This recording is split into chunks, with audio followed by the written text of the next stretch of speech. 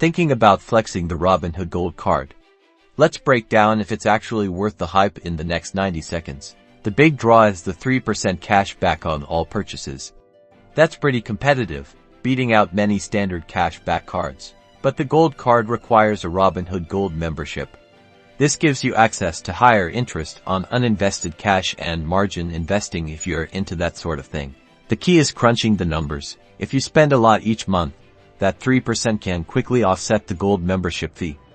If you're a light spender, the fee might eat into your rewards. Compare it to your existing cards. Consider their APR, fees, and reward structures. Does the Robinhood Gold Card offer significantly better value for you? Look at how you can redeem your rewards. Is it statement credits, direct deposits, or something else? Make sure the redemption options align with your preferences. Ultimately, the Robinhood Gold Card is a solid option if you're already a Robinhood user and spend enough to justify the gold membership. Do the math and see if it adds up to gold for your wallet.